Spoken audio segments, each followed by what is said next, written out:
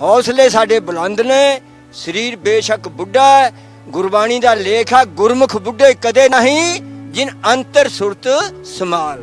मैं उत्थे दा छोटा किसान, छोटे ते छोटा किसान, असी ने जादे मोर्चे नूं सुनिया भी साडे हक सेंटर सरकार ने किसानां दे खिलाफ करते, मजदूरां दे खिलाफ करते, छोटे दुकानदारां दे खिलाफ करते।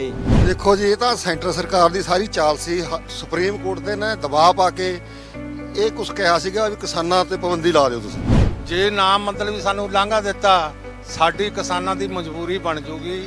ਅਸੀਂ ਮਜਬੂਰੀ ਦੇ ਨਾਲ ਉਹ ਫਾਇਰ ਬ੍ਰਿਗੇਡ ਵੀ ਤੋੜਾਂਗੇ।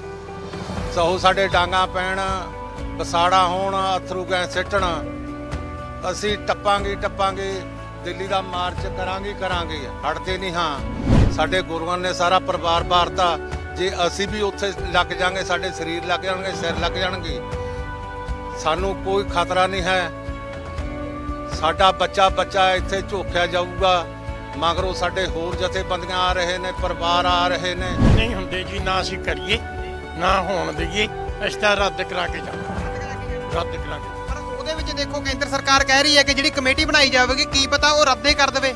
ਜੀ ਅਸੀਂ ਕਮੇਟੀ ਨੂੰ ਮੰਨਦੇ ਹੀ ਨਹੀਂ, ਅਸੀਂ ਕੋਈ ਕਮੇਟੀ ਨਹੀਂ ਮੰਨਦੇ। ਅਸੀਂ ਕਮੇਟੀ ਪਰ ਵਿਸ਼ਵਾਸ ਨਹੀਂ ਰੱਖਣਾ ਚਾਹੁੰਦੇ। ਜਿਹੜੀ ਪਹਿਲਾਂ ਵੀ ਕਮੇਟੀ ਬਣਾਈ, ਕਿਉਂ ਬਣਾਈ ਕਮੇਟੀ?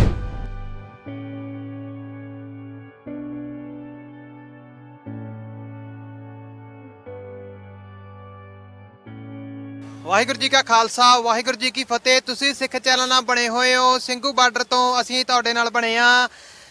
ਕੱਲ ਮੀਟਿੰਗ ਹੁੰਦੀ ਹੈ ਕੇਂਦਰ ਸਰਕਾਰ ਦੇ ਨਾਲ ਕਿਸਾਨ ਆਗੂਆਂ ਦੀ, 10ਵੇਂ ਗੇੜ ਦੀ ਜੋ ਮੀਟਿੰਗ ਹੁੰਦੀ ਹੈ। ਪਹਿਲਾਂ ਤਾਂ ਇਹ ਲੱਗਦਾ ਸੀ ਕਿ ਮੀਟਿੰਗ ਬੇਨਤੀਜਾ ਰਹੇਗੀ, ਪਰ ਮੀਟਿੰਗ ਦੇ ਵਿੱਚੋਂ ਕਈ ਕੁਝ ਗੱਲਾਂ ਸਾਹਮਣੇ ਆਈਆਂ ਨੇ। ਮੀਟਿੰਗ ਦੇ ਵਿੱਚ ਸਾਹਮਣੇ ਆਇਆ ਕਿ ਕਿਸਾਨ ਜਥੇਬੰਦੀਆਂ ਸਾਹਮਣੇ ਕੇਂਦਰ ਸਰਕਾਰ ਨੇ ਇੱਕ ਨਵਾਂ ਪ੍ਰਪੋਜ਼ਲ ਰੱਖਿਆ ਹੈ ਕਿ ਇੱਕ ਕਮੇਟੀ ਬਣਾ ਦਿੰਦੇ ਆ, 2 ਸਾਲਾਂ ਵਾਸਤੇ, 1.5 ਸਾਲਾਂ ਵਾਸਤੇ ਕਾਨੂੰਨ ਨੂੰ ਹੋਲਡ ਤੇ ਪਾ ਦਿੰਦੇ ਆ। ਉਹ ਕਮੇਟੀ ਫੈਸਲਾ ਕਰੇਗੀ ਕਾਨੂੰਨ ਲਾਗੂ ਕਰਨੇ ਹਨ ਜਾਂ ਰੱਦ ਕਰਨੇ ਨੇ। ਸਰਕਾਰ ਨੇ ਇਹ ਵੀ ਕਿਹਾ ਕਿ ਕਮੇਟੀ ਵੱਧ ਸਮਾਂ ਵੀ ਲੈ ਸਕਦੀ ਹੈ।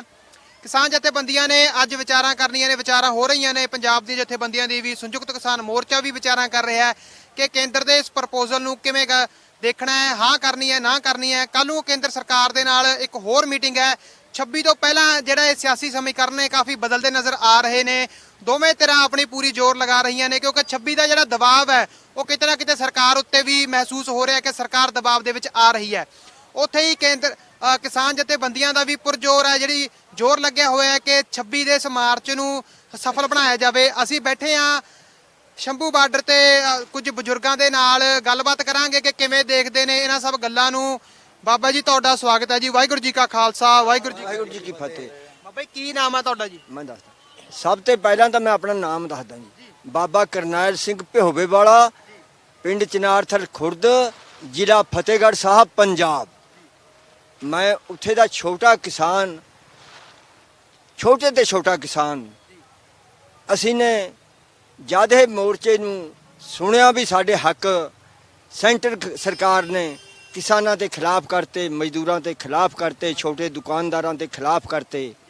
ਅਸੀਂ ਇੰਨਾ ਵਜਨ, ਇੰਨਾ ਪਾਪ ਨਾ ਸਹਾਰਦੇ ਹੋਏ, ਸਾਡਾ ਜਨਮ ਉਸ ਧਰਤੀ ਦੇ ਵਿੱਚ ਹੈ, 5 ਆਬ।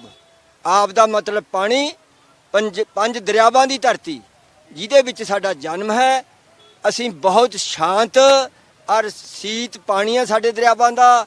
ਅਸੀਂ ਮੋਦੀ ਜੀ ਨੂੰ ਇੱਕ ਬੇਨਤੀ ਕਰਨ ਆਏ, ਆਪਣੇ ਹੱਕ ਮੰਗਣ ਆਏ ਵੀ ਦਿੱਲੀ ਦੀ ਸਰਕਾਰੇ, ਜਦ ਵੀ ਜ਼ੁਲਮ ਹੋਇਆ, ਜ਼ੁਲਮ ਦੀ ਟੱਕਰ ਪਹਿਲਾਂ ਸਿਰਮੌਰ ਪੰਜਾਬ ਨੇ ਹੋ ਕੇ ਲਈ।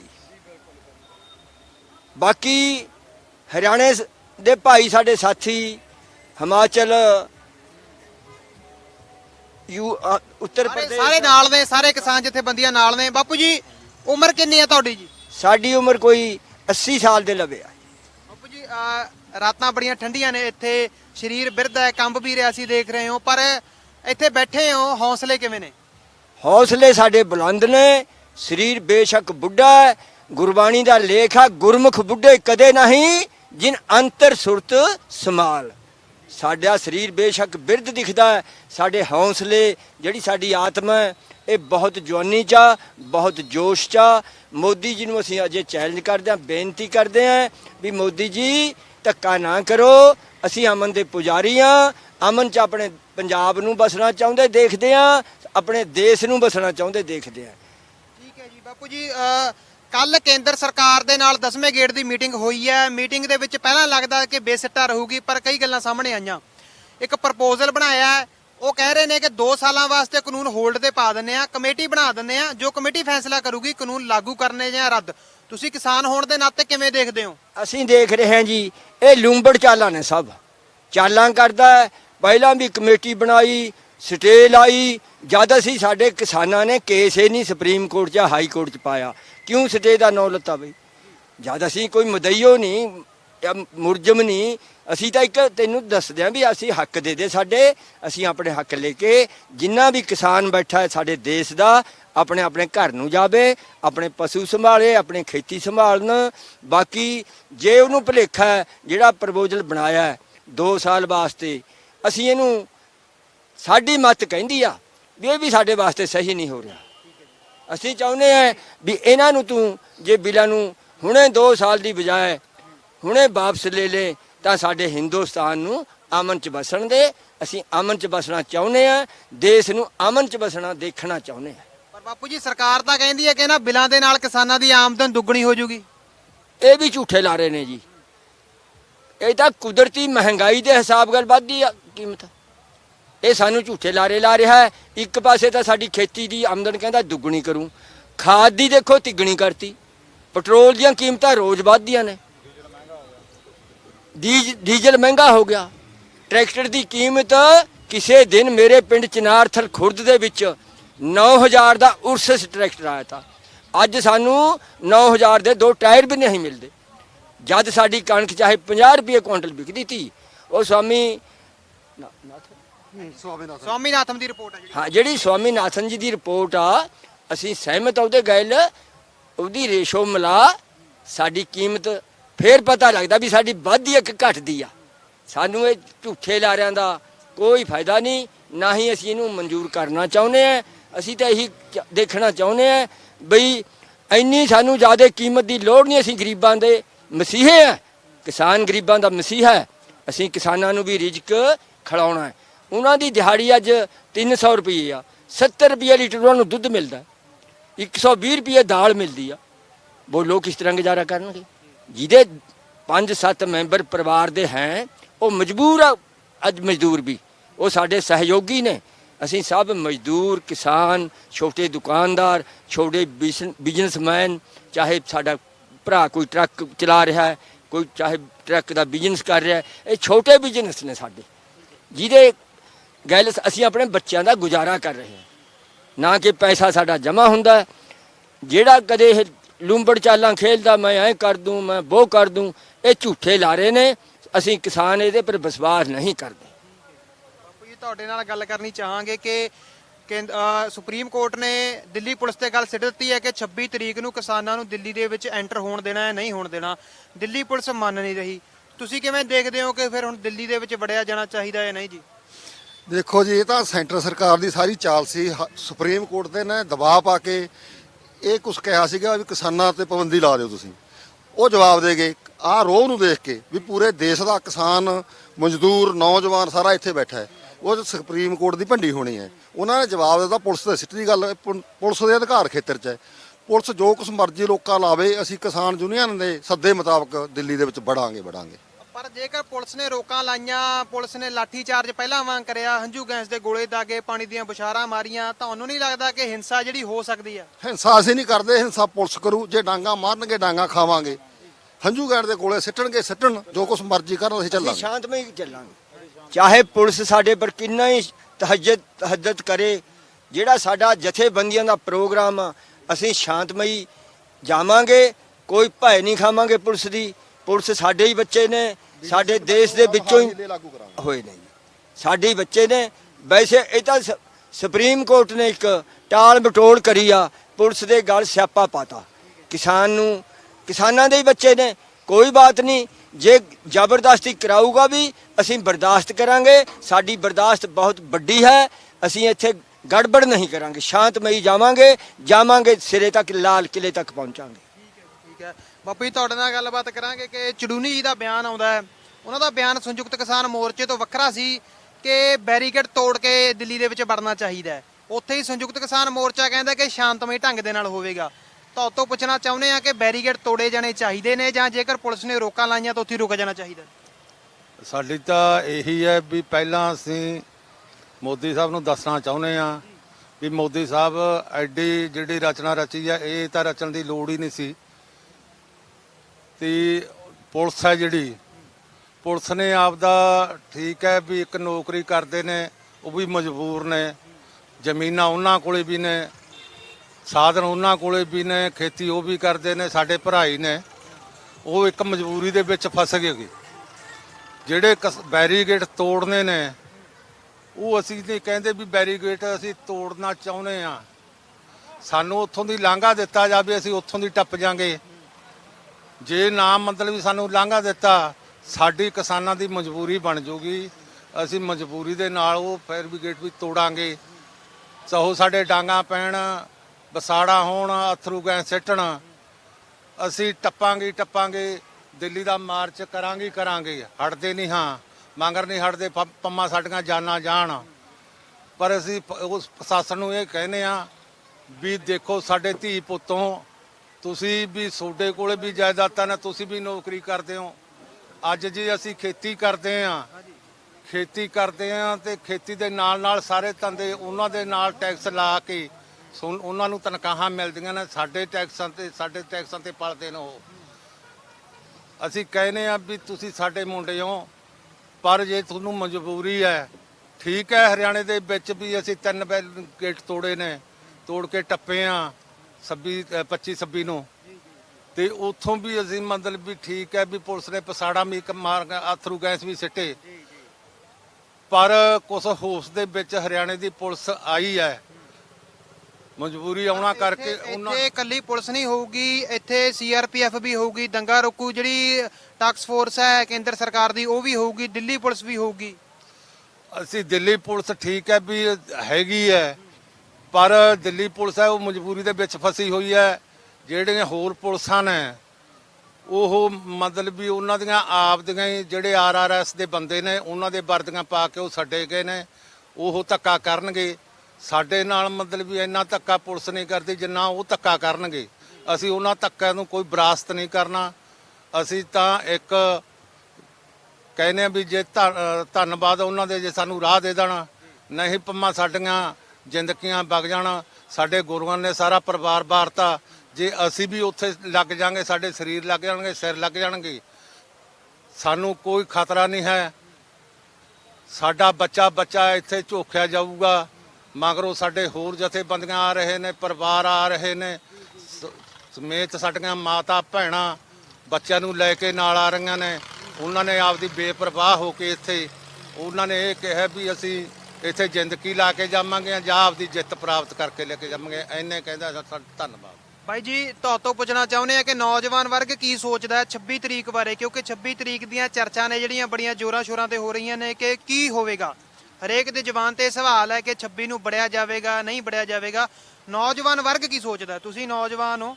ਅਸੀਂ ਨੌਜਵਾਨ ਵਰਗ ਇਹ ਸੋਚ ਰਹੇ ਹਾਂ, ਅਸੀਂ ਤਾਂ ਮੋਦੀ ਸਿੰਘ ਜੀ ਨੂੰ ਇਹ ਕਹਿ ਰਹੇ ਹਾਂ ਵੀ ਸਾਨੂੰ ਰਸਤਾ ਦਿੱਤਾ ਜਾਵੇ, ਅਸੀਂ ਦਿੱਲੀ ਦੇ ਵਿੱਚ ਆਪਦਾ ਮਾਰਚ ਕਰੀਏ, ਕਿਉਂਕਿ ਅਸੀਂ ਆਪਦੇ ਹੱਕਾਂ ਦੇ ਲਈ ਆਏ ਹਾਂ। ਅਸੀਂ ਕੋਈ ਕਿਸੇ ਵੀ ਜਾਤੀਵਾਦ ਲਈ ਨਹੀਂ ਆਏ, ਕਿਸੇ ਲੜਾਈ ਦੇ ਲਈ ਨਹੀਂ, ਕਿਸੇ ਝਗੜੇ ਦੇ ਲਈ ਨਹੀਂ ਆਏ।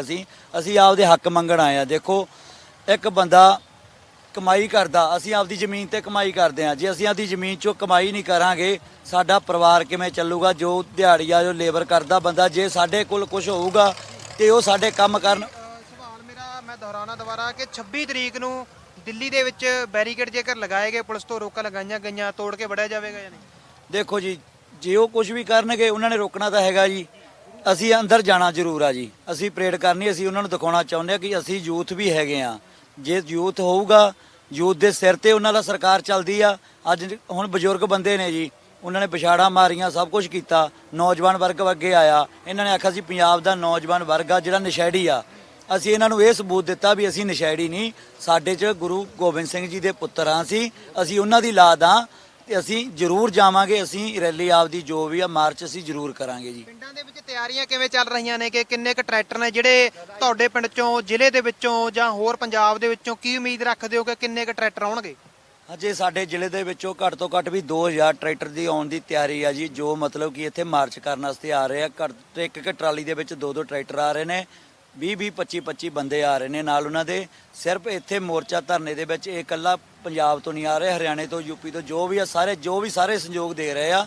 ਜੇ ਅਸੀਂ ਇੱਥੇ ਹਰਿਆਣੇ ਦੇ ਵਿੱਚ ਬੈਠੇ ਆ, ਹਰਿਆਣੇ ਦੇ ਬੰਦੇ ਆ ਜਿੰਨੇ ਵੀਰ ਆ ਸਾਡੇ ਭਰਾ, ਉਹ ਵੀ ਸਾਡਾ ਸੰਯੋਗ ਦੇ ਰਹੇ ਆ। ਸਾਰੇ ਇੱਕ ਮੁੱਠ ਹੋ ਕੇ, ਇਕਜੁੱਟ ਹੋ ਕੇ ਸਾਰੇ ਜਾਵਾਂਗੇ ਜੀ। ਜੇਕਰ ਕਿਸਾਨ ਜਥੇਬੰਦੀਆਂ ਕੇਂਦਰ ਸਰਕਾਰ ਦਾ ਪ੍ਰਪੋਜ਼ਲ ਹੈ ਜਿਹੜਾ ਉਹ ਮੰਨ ਲੈਂਦੀਆਂ ਨੇ, 2 ਸਾਲ 1.5 ਸਾਲ ਵਾਸਤੇ ਕਾਨੂੰਨਾਂ ਨੂੰ ਹੋਲਡ ਤੇ ਰੱਖ ਦਿੱਤਾ ਜਾਂਦਾ ਹੈ ਤੇ ਉਸ ਤੋਂ ਬਾਅਦ ਕਮੇਟੀ ਬਣਾ ਦਿੱਤੀ ਜਾਂਦੀ ਹੈ, ਕੀ ਕਿਸਾਨ ਉਹਦੇ ਨਾਲ ਸਹਿਮਤ ਹੋਣਗੇ?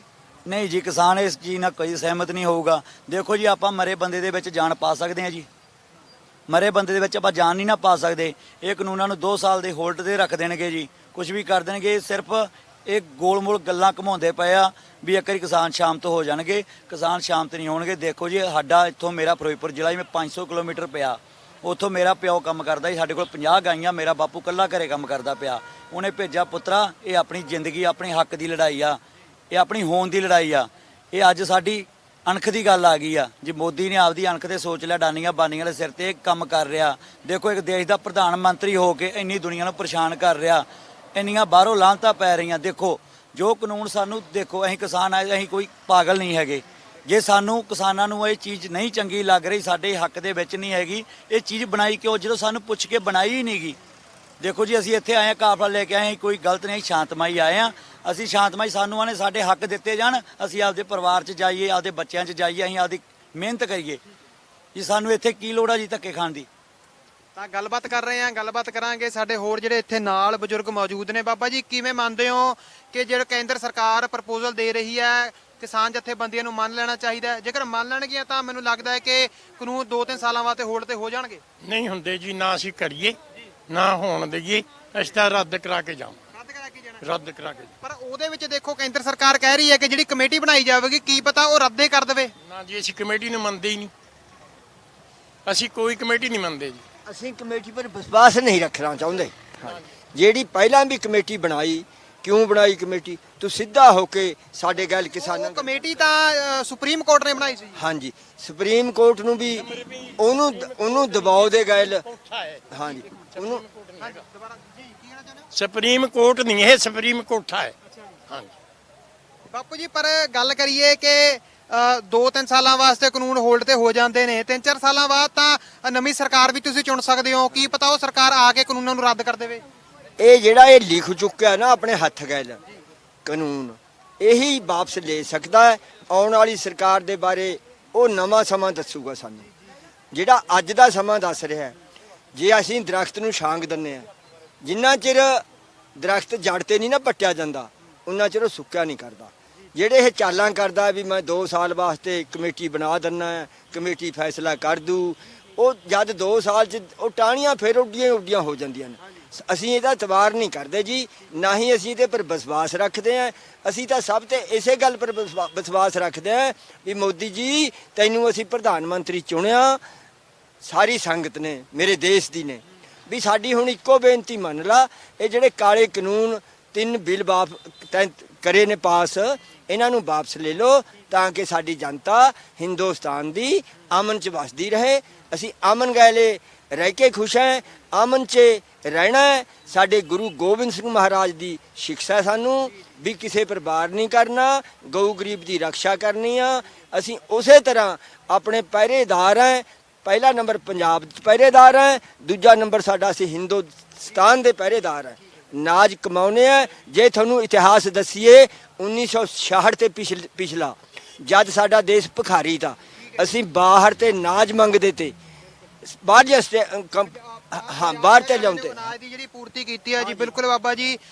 ਪਰ ਗੱਲ ਇਹ ਹੈ ਕਿ MSP ਦੀ ਵੀ ਗੱਲਾਂ ਚੱਲ ਰਹੀਆਂ ਨੇ। ਬਾਈ ਜੀ, ਤੁਹਾਡੇ ਤੋਂ ਪੁੱਛਣਾ ਚਾਹਾਂਗੇ ਕਿ MSP ਦੀ ਗਾਰੰਟੀ ਦੀ ਗੱਲਾਂ ਜਿਹੜੀਆਂ ਮੀਟਿੰਗਾਂ ਦੇ ਵਿੱਚ ਚੱਲਦੀਆਂ ਨੇ, ਕੀ ਲੱਗਦਾ ਕਿ ਪੂਰੇ ਦੇਸ਼ ਦੇ ਵਿੱਚ ਸਰਕਾਰ MSP ਦੇ ਸਕਦੀ ਹੈ?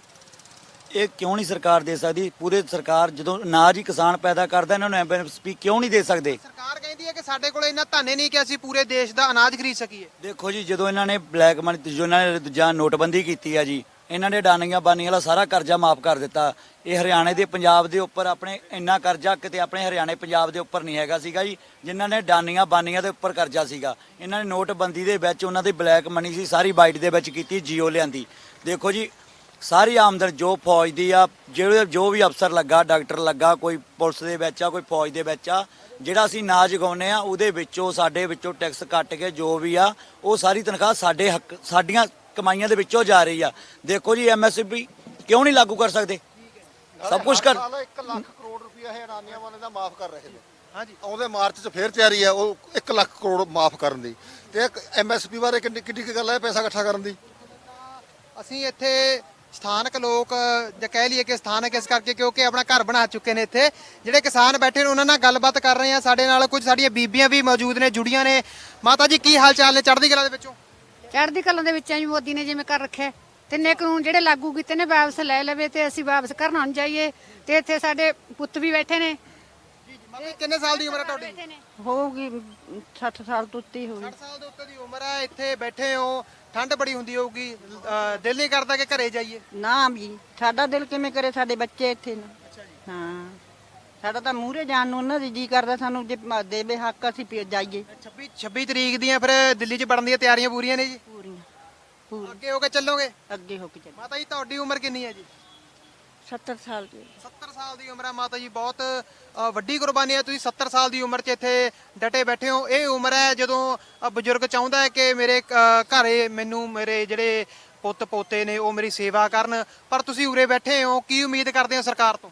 ਅਸੀਂ ਆਪਦੇ ਬੱਚਿਆਂ ਦੀ ਜਾਇਦਾਦ ਖਾਤਰ ਕਰਦੇ ਹਾਂ। ਬੱਚੇ ਉਰੇ ਬੈਠੇ ਨੇ, ਫਿਰ ਸਾਨੂੰ ਵੀ ਇੱਥੇ ਆਉਣਾ ਪਿਆ ਬੱਚਿਆਂ ਦੇ ਮਗਰ। ਇਹ ਮੋਦੀ ਸਾਡੀ ਇੰਨੀ ਕੁ ਗੱਲ ਮੰਨ ਲੇ, ਸਾਡੇ ਕਾਨੂੰਨ ਵਾਪਸ ਲੈ ਲੈ, ਬੱਚੇ ਸਾਡੇ ਘਰ ਨੂੰ ਜਾਣ, ਅਸੀਂ ਆ। ਮੋਦੀ ਸਰਕਾਰ ਤਾਂ ਕਹਿੰਦੀ ਹੈ ਕਿ ਅਸੀਂ ਕਿਸਾਨਾਂ ਦਾ ਭਲਾ ਕਰ ਰਹੇ ਹਾਂ। ਨਾ ਜੀ, ਭਲਾ ਨਹੀਂ ਕਰਿਆ, ਸਾਡੇ ਬੱਚਿਆਂ ਦਾ ਗਲ ਘੋਟਦੇ ਨੇ। ਹਾਂ, ਗਲ ਘੋਟਦੇ ਨੇ ਸਾਡੇ ਬੱਚਿਆਂ ਦਾ। ਫਿਰ ਸਾਡੇ ਕੋਲੇ ਕੀ ਰਹਿ ਗਿਆ ਜਦ ਸਾਡੇ ਬੱਚਿਆਂ ਦੀ ਜਾਇਦਾਦ ਲੈ ਲਈ? ਸਰਕਾਰ ਕਹਿੰਦੀ ਹੈ ਕਿ ਕਾਨੂੰਨਾਂ ਨੂੰ 2-3 ਸਾਲਾਂ ਵਾਸਤੇ ਰੋਕ ਦਿੰਨੇ ਆ, ਫਿਰ ਦੇਖਣੇ ਆ ਵੀ ਲਾਗੂ ਕਰਾਂਗੇ। ਮਾਤਾ ਜੀ, ਤੁਸੀਂ ਕੀ ਕਹਿੰਦੇ ਹੋ ਕਿ ਵਾਪਸ ਕਰਾ ਕੇ ਜਾਣਾ ਆ, 2-3 ਸਾਲ ਹੋਲਡ ਤੇ ਰਖਾਉਣੇ ਨੇ? ਬੋਲਦੇ ਮਾਤਾ ਜੀ ਸੰਗ ਗਏ, ਪਰ ਇੱਥੇ ਆਏ ਨੇ ਤਾਂ ਉਹ ਚਾਹੁੰਦੇ ਇਹੀ ਨੇ, ਕਿਉਂਕਿ ਜੋ ਵੀ ਸੰਘਰਸ਼ ਦੇ ਵਿੱਚ ਆਇਆ ਉਹ ਰੱਦ ਕਰਾਉਣ ਵਾਸਤੇ ਹੀ ਆਇਆ। ਜੇ ਹੋਲਡ ਦੀ ਗੱਲ ਹੁੰਦੀ ਤਾਂ ਕਿਤੇ ਨਾ ਕਿਤੇ ਕਿਸਾਨ ਜਥੇਬੰਦੀਆਂ ਕੱਲ ਹਾਂ ਕਰ ਆਉਂਦੀਆਂ। ਉਹ ਵੀ ਲੋਕ ਰੋਹ ਤੋਂ ਮੈਨੂੰ ਲੱਗਦਾ ਕਿ ਕਿਤੇ ਨਾ ਕਿਤੇ ਘਾਬਰਦੀਆਂ ਜ਼ਰੂਰ ਹੋਣਗੀਆਂ ਕਿ ਲੋਕ ਰੋਹ ਭੜਕ ਨਾ ਜਾਵੇ।